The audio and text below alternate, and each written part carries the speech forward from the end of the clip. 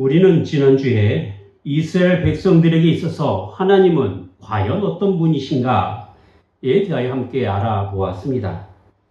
하나님은 이스라엘 백성들에게 언약의 하나님이셨습니다. 그래서 그 약속을 근거로 아브라함과 이삭과 야곱의 하나님이 되셨고, 가나안의 약속을 이루시기 위하여 430년에 종살이하던 애굽에서 그들을 이끄시고 홍해를 건너는 구원의 하나님이 되신 것입니다. 하지만 이스라엘은 하나님과 맺은 언약을 지키지 않았습니다. 오히려 하나님께 패역한 백성이 되었고, 하나님을 섬기기보다는 이방의 우상을 섬기며 세상의 강한 세력을 의지하였습니다. 그래서 하나님께서는 시대마다 세우신 선지자를 통하여 하나님과의 언약을 다시 한번 상기시켰고, 하나님을 떠난 백성들이 다시 하나님께로 돌아올 것을 외쳤던 것입니다. 그리고 돌이키지 않는 이스라엘은 하나님의 심판이 있을 것을 선언하신 것입니다. 이것이 바로 나라의 멸망과 함께 포로로 끌려가는 비참함이었던 것이죠. 물론 하나님께서는 이스라엘과 맺은 언약을 끝까지 지키십니다. 비록 이스라엘 백성들이 하나님을 배신하였다 할지라도 하나님께서는 이스라엘의 남은 자를 통하여 결국 구원해 내시는 하나님이 되신 것입니다. 이것이 바로 포로에서 풀려나는 구원의 역사입니다. 그래서 이사야 40장부터는 포로에서 해방되는 구원의 역사를 선지자에게 위로의 말씀으로 전하라고 하신 것입니다.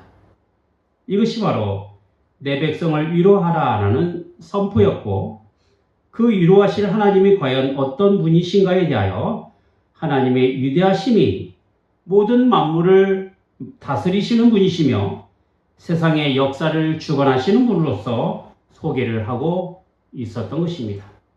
그러니 이스라엘이 하나님이 어떤 분이신가를 잘 알아서 하나님께 향한 분명한 신앙 고백의 터 위에서 포로에서 해방되는 진정한 위로를 이스라엘이 받아야 할 것이라, 이렇게 선지자가 권면을 하고 있는 것입니다.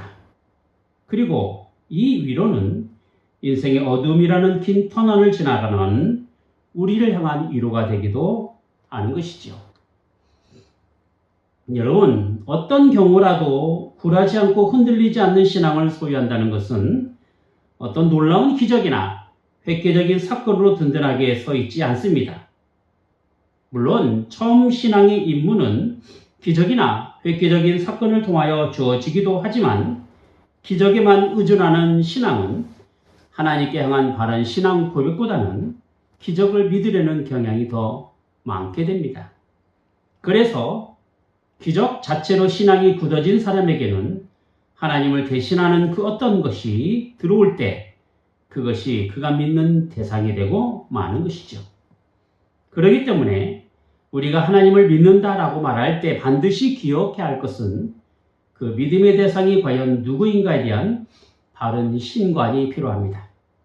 하나님을 제대로 인식할 때 비로소 우리가 믿어야 할 믿음의 내용이 분명해지는 것입니다. 그저 뜬구름 잡듯이 대충 하나님을 알아가거나 범신론적이거나 실천적 물실론에 빠지게 되면 우리의 신앙은 잡다한 우상을 섬기는 것과 마찬가지가 될 것입니다.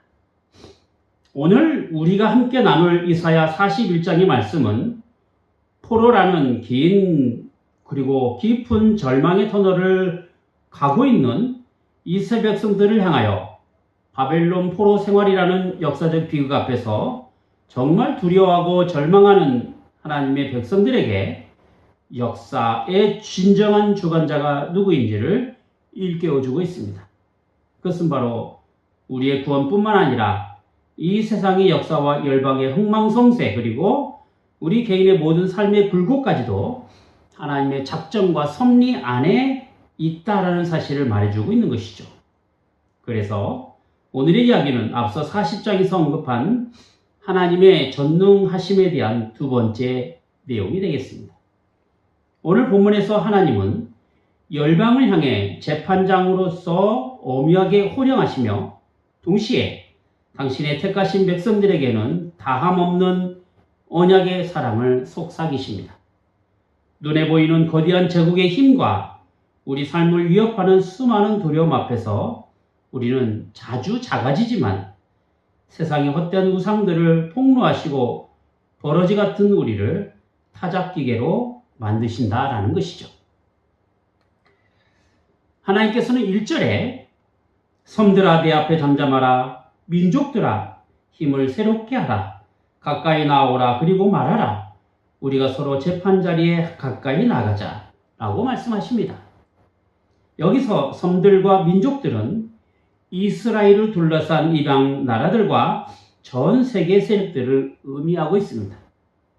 하나님은 지금 우주적인 재판장으로서 열방을 하나님의 법정으로 소환하고 계십니다. 세상의 권력자들은 자신들이 역사의 주인공인 양 떠들어대며 무력과 경제력을 바탕으로 스스로 신격화하고 있지만 하나님은 그들을 향해 잠잠하라고 명령하고 있습니다. 제 아무리 거대한 세상의 힘이랄지라도 그것이 또한 지금의 우리의 삶에 영향력을 크게 미치는 존재로 서 있을지라도 하나님의 절대 권력 앞에서는 그저 잠잠해질 뿐입니다. 그래서 이 세상의 그 어떤 피조물도 하나님 앞에서는 자신의 의나 힘을 주장할 수 없습니다. 그저 우리를 재판자리로 부르시는 하나님의 절대적 권력 앞에 그리고 권위 앞에 잠잠히 엎드려야 하는 것입니다. 2절과 3절을 보면 하나님께서 동방에서 한 사람을 일으켜 공의로 그를 부르시며 열국을 그의 앞에 넘겨주신다는 예언을 등장합니다. 이 본문을 가지고 이단들은 동방에서 한 사람을 일깨운다는 이 구절로 억지로 이용하여 동쪽에 있는 우리나라에서 의인이 등장하여 모든 나라를 다스린다라고 주장합니다. 그리고 이것을 스스로 교주가 되는 중요한 성경 구절로 이용합니다. 하지만 이것은 역사적으로 장차 바벨론을 무너뜨릴 페르시아 고레스 왕을 가리키고 있습니다. 참고로 페르시아는 그들이 말하고 있는 이스라엘의 동쪽에 위치하고 있는 나라입니다. 하나님은 바벨론에 붙잡혀 있는 이스라엘을 권하시기 위하여 이방의 왕조차 당신의 도구로 사용하신다는 이 구절을 이렇게 말씀을 하신 것이죠. 물론 역사적으로 보면 고레스가 자신의 군사적 힘으로 전쟁을 벌입니다. 그래서 무력으로 바벨론에 쳐들어가는 것처럼 보이죠. 그러나 사실 그를 발로 밟아 본 적이 없는 길로 안전하게 인도하시며 세상의 왕들을 굴복하게 하신 분은 바로 하나님 자신이신 것이죠. 세상의 권력자들마저도 하나님의 구속 역사를 완성하기 위하여, 즉 이스라엘을 구원하시긴 하나님의 역사를 위하여 그들을 막대기로 사용하셨던 것이죠. 이제 하나님께서는 본문 4절에서 스스로 역사의 기원이자 목적지가 되심을 분명히 밝히고 있습니다. 즉 처음과 나중에 되시는 하나님이심을 증거하고 있는 것이죠. 4절 보세요. 이 일을 누가 행하였느냐? 누가 이루었느냐? 누가 처음부터 만대를 불러내었느냐? 나 여호와라. 처음에도 나요, 나중 있을 자에게도 내가 곧 그니라. 세상은 역사의 거대한 변화와 흥망성쇠라는 한치 앞의 인생을 분명히 알지 못하지만 하나님은 세상의 모든 시작과 끝임을 스스로 계시하시고 영원 전부터 모든 역사를 작정하고 계십니다. 어쩌면 우리는 시공간의 제약을 받는 이유로 말미암아 당장 눈앞의 현실에서 울기도 하고 기쁘기도 할 것입니다. 하지만 영원하신 하나님께서는 처음과 나중을 동시에 주고 계시며 선하신 계획 속에서 한치 오차도 없이 신실하게 이루어 가시는 것이죠. 이렇게 역사를 주관하신 분이 우리가 맺은 언약을 통하여 일하시는 하나님이 된다라는 이 사실은 정말 급변하는 시대 속에서 우리가 무엇을 믿어야 할 그 믿음의 분명한 이유가 되는 것이죠. 자, 이렇게 하나님께서 역사의 무대 위에서 당신의 주권을 드러내실 때 이방 나라들은 어떻게 반응을 했을까요? 5절에 보니까 섬들이 보고 두려워하여 땅끝이 무서워 떨며 물이 지어와서라고 기록합니다. 하나님의 섭리로 인하여 거대한 제국들이 무너지고 새로운 세력이 그리고 권력들이 일어나는 것을 보면서 하나님을 알지 못하는 사람들은 극심한 공포에 사로잡힙니다. 이것이 바로 전적으로 타락한 죄인들이 거룩하고 전능하신 하나님 앞에서 느끼는 본질적인 두려움이 되는 것입니다. 아담이 범죄한 이후 나무 뒤에 숨어 두려워했던 것처럼 구원받지 못한 인류는 통제할 수 없는 재난이나 세상의 역사의 격변 앞에서 두려웠다는 것입니다. 이것은 마치 재난이나 전쟁을 통하여 느끼는 그 두려움이라 할 것입니다. 하지만 분명한 것은 그들이 갖는 두려움은 회개를 동반하지 않는 두려움입니다. 하나님께 향한 경외심이 없는 그런 두려움은 하나님께로 나아가지 못하고 대신에 스스로 자신을 보호하기 위한 타락한 본성의 방어 기제로 작동하게 되는 것입니다. 그러면 사람들은 그 두려움 속에서 어떻게 반응하고 어떤 방어 기제를 쓰게 될까요? 6절에 보니까 각기 이웃을 도우며 그 형제에게 이르기를 너는 힘을 내라 하고 라고 말씀합니다. 자, 이웃을 돕고 형제에게 힘을 내라 라고 하는 것이 언뜻 보면 이웃을 격려하고 화합하는 모습, 아름다운 모습 같지만 그 실상은 매우 참담합니다. 이 화합은 하나님께 한 믿음의 화합이 아닙니다. 하나님의 심판에 대하여 살아남아 보려는 인간이 만든 거짓된 탄압인 것이죠. 여러분, 이 거짓된 탄압을 잘 연상케 하는 것이 무엇인지 아십니까? 바로 바벨탑입니다. 창세기 11장에 있는 바벨탑은 어떤 목적으로 쌓았습니까? 창세기 11장 4절을 보세요. 자, 성읍과 탑을 건설하여 그 탑 꼭대기를 하늘에 닿게 하여 우리 이름을 내고 온 지면에 흩어짐을 면하자 라고 하지 않습니까? 이것은 인간의 단합마저도 타락한 본성이 드러난 채 한 것입니다. 자금에 일어나는 다른 나라와의 전쟁은 멀리 있는 우리나라에도 큰 영향을 미칠 만큼 지구라는 거대한 땅덩어리가 하나로 지금 연결이 되어 있습니다. 어쩌면 서로 영향을 줄 수 있는 상황에서 하나가 되려는 시도는 필요하리라고 봅니다. 국제연합기구인 UN, 북대서양 조약기구인 나토, 유럽연합인 EU, 그리고 태평양 조약기구인 파토, 기회에 여러 가지 기구들이 많습니다만 이것은 경제적 위기나 질병이나 안보의 위협이 있을 때 그 위협 앞에서 서로 연대하고 의지하자는 나라끼리의 연합을 목적으로 하는 단체가 되지요. 하지만 이런 모임도 역시 강대국의 힘에 따라 진행되고 있는 현실이기도 하고 결국 하나님 없이 사람끼리 연대는 시편 2편 1절과 2절에 있는 것처럼 어찌하여 이방 나라들이 분노하며 민족들이 헛된 일을 꾸미는가? 세상의 군왕들이 나서며 관원들이 서로 꾀하여 여호와와 그의 기름 부음 받은 자를 대적하는 것과 같습니다. 그리고 이런 인간의 헛된 노력은 결국 7절에 있는 것처럼 우상 숭배로 가게 되는 것이죠. 인간이 톱질하고 땜질하고 못을 박아야만 간신히 있을 수 있는 이 무능한 조각상, 그것이 바로 세상에 의지하는 신의 실체입니다. 인간에 의해 고정되어야만 하는 이 허수아비 같은 우상은 돈이나 권력 그리고 과학기술을 사용하여 흔들리지 않게 하려는 것입니다. 세상은 이렇게 자기 힘과 노력으로 거대한 바벨탑이라는 우상을 쌓으려고 합니다. 하지만 이런 노력의 결과는 언제나 헛될 뿐이고 좌절만 있을 따름입니다. 인간으로 세워진 우상은 결국 무너지게 되어 있습니다. 절대 영원하지도 않고 스스로 설 수 없는 이 무능함을 보여주는 것이 바로 하나님 없는 세상의 권력이요 돈이요 기술이라는 우상이 되는 것이죠.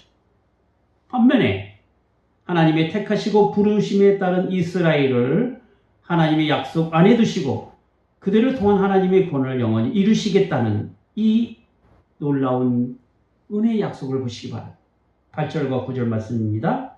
그러나 나의 종도 이스라엘아, 내가 택한 야곱아, 나의 벗 아브라함의 자손아, 내가 땅 끝에서부터 너를 붙들어 땅 모퉁이에서부터 너를 부르고 내게 이르기를 너는 나의 종이라. 내가 너를 택하고 싫어하여 버리지 아니하였다 하였노라. 하나님은 이스라엘을 뭐라고 부릅니까? 나의 종, 택한 야곱, 나의 벗 아브라함의 자손. 아주 다정하고 영광스러운 호칭으로 이스라엘을 부르지 않습니까? 이스라엘이 다른 민족보다 강하거나 의로워서 택함을 주는 것도 아니고 그렇게 영광스러운 호칭을 부른 것도 아닙니다. 신명기 7장 8절에 보면 하나님께서 이스라엘을 택하신 이유에 대하여 분명하게 이렇게 말씀합니다. 여호와께서 다만 너희를 사랑하심으로 말미암아 또는 너희의 조상들에게 하신 맹세를 지키려 하심으로 말미암아 자기의 권능의 손으로 너희를 인도하여 내시되 너희를 그 종 되었던 집에서 애굽왕 바로의 손에서 속량하셨나니 라고 했습니다. 하나님께서 이스라엘을 부르시고 택하신 분명한 이유가 있다고 한다면 그들을 사랑하셨고 그들과 맺은 언약을 기억하셨기 때문입니다. 여기에는 우리의 노력, 세상의 그 어떤 세상적인 것으로 근거를 두지 아니합니다. 오직 우리를 사랑하시고 우리가 맺은 언약을 통하여 하나님의 선하심과 절대적인 은혜가 주어졌기에 가능한 일이 된 것입니다. 우리가 가진 신앙이 이런 절대적인 하나님의 은혜를 근거로 하지 않게 된다면 우리는 나의 노력과 나의 열심이라는 것이 신앙생활에 틈타고 들어와 자기 자랑이 되고 자기 구원의 신앙이 되는 것입니다. 여러분, 은혜는 내 것이 아니라 하나님 것임을 인정하는 것이 있습니다. 우리가 너무나 잘 아는 10절의 말씀은 하나님의 은혜를 구하는 사람에게 주시는 위로의 말씀이죠. 두려워하지 말라, 내가 너와 함께하리라. 놀라지 말라, 나는 네 하나님이 됨이라. 내가 너를 굳세게 하리라. 참으로 너를 도와주리라. 참으로 나의 의로운 오른손으로 너를 붙들리라. 하나님께서 은혜를 구하는 우리에게 두려워하지 말라라고 하시는 그 유일하고도 강력한 이유가 무엇입니까? 바로 내가 너와 함께하기 때문입니다. 환경이 나아질 것이기 때문이 아니라 만군의 여호와가 우리 곁에 계시기 때문에 그렇습니다. 특히 나의 의로운 오른손으로 너를 붙들리라는 이 약속은 비록 우리의 연약함으로 주님의 손을 우리가 놓친다 할지라도 하나님의 의로운 오른손이 우리를 꽉 붙들고 계시겠다라는 그 말씀이죠. 그러기에 우리는 안전합니다. 우리의 의로움이나 우리의 구원은 우리에게서 발생하는 것이 아니라 그리스도께서 십자가에서 완성하시고 우리를 붙드시는 그 의로운 오른손 덕분에 우리의 구원이 이루어지는 것입니다. 하나님과 함께하는 백성을 대적할 때 그들의 결말이 과연 어떠할까요? 11절부터 13절에 보면 이스라엘을 향하여 노하던 자들이 수치와 욕을 당할 것이며 다투던 자들이 아무것도 아닌 것 같이 되어 멸망할 것이라고 거듭 강조하고 있습니다. 이스라엘 백성들이 그들을 찾아도 만나지 못할 만큼 그들은 바람에 나는 겨처럼 흔적도 없이 사라질 것이라 했습니다. 왜냐하면 여호와 하나님께서 친히 그 백성의 오른손을 붙드시고 앞서 싸우시기 때문입니다. 하나님께서는 이스라엘 향하여 버러지 같은 너희 야곱아, 너희 이스라엘 사람들아, 두려워하지 말라. 나 여호와가 말하노니 내가 너를 도울 것이라. 내 구속자는 이스라엘의 거룩한 이니라 말씀합니다. 여기 버러지라는 표현은 옛 번역 성경에는 지렁이라고 표현하고 있죠.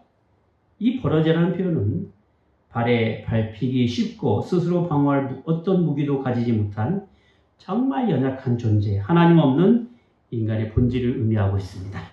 비록 하나님의 심판을 받아 바벨론의 포로라는 이 비참한 상태에 놓여있는 버러지 같은 인생이지만 결국 이스라엘을 내치지 아니하시는 하나님이라는 사실을 분명히 말씀하고 있는 것이죠. 14절에 있는 구속자, 내 구속자라는 이 구속자라는 표현은 히브리어로 고엘이라고 하는데, 이 고엘은 빚을 지거나 기업을 잃어버렸을 때 대신 값을 치르시고 회복시켜주는 가까운 친족을 의미합니다. 여러분, 이방 여인 룻이 예수 그리스도의 족보에 그 이름을 올렸단 말이죠. 그 이유는 시어머니인 나오미와 함께 살아가면서 남편을 잃은 여인 룻이 고엘 제도로 인하여 보아스라는 친족의 기업의 대를 이을 수 있었기 때문입니다. 그리고 이런 구약의 고엘 제도는 장차 오실 예수 그리스도의 그 구속사역에 대한 강력한 예표가 되기도 합니다. 왜냐하면 그것은 도무지 죗값을 스스로 치를 수 없는 인생을 위하여 친히 예수 그리스도께서 우리의 고엘이 되어 주셨기 때문입니다. 그래서 고엘이 되신 구속자로 인하여 우리의 삶이란 어떤 삶인가, 15절과 16절에 있는 것처럼 새 타작 기계가 되어 이제 산들을 부스러기로 만들게 될 것이고 날릴 것이며 흩어 버릴 것이라고 했습니다. 그리고 하나님으로 인하여 질보하고 하나님으로 말미암아 자랑하게 될 것이라 하신 것이죠.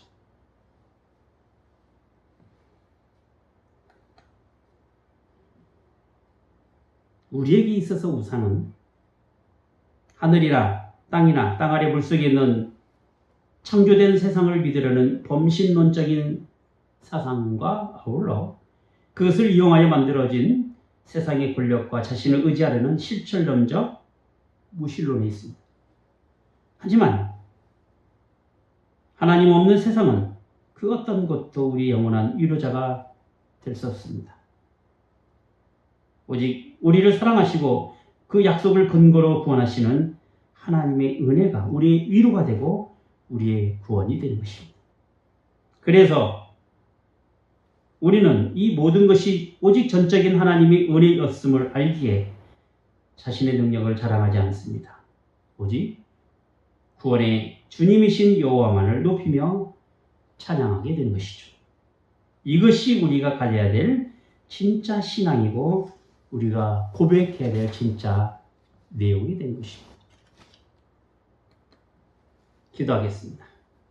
거룩하신 하나님 아버지, 하나님께서 베푸시는 놀라운 은혜는 거저 사랑하신 하나님의 사랑과 저희와 맺은 언약을 통하여 신실하게 이루시는 그 하나님 되심에 있사옵나이다. 이는 저희가 가진 그 어떤 권력이나 지혜나 또 세상에서 가진 것으로 되는 것이 아니라 나에다 되는 것은 전적인 하나님의 은혜 있음을 이 시간 고백하는 것이옵나이다. 지금까지 살아온 것도 현재 주어진 삶의 모든 것들도 영원하신 하나님의 작정 안에 있음을 저희가 고백하면서 하나님께서 주시는 위로와 평강 받기를 원합니다. 주님께서 핏값으로 치르시고 세우신 교회를 통하여 귀한 하나님의 말씀이 바르게 선포되게 하시며 그래서 지금의 이 자리가 은혜를 누리는 자리가 되게 하여 주시옵소서. 주 예수 그리스도 이름으로 기도하옵나이다. 아멘.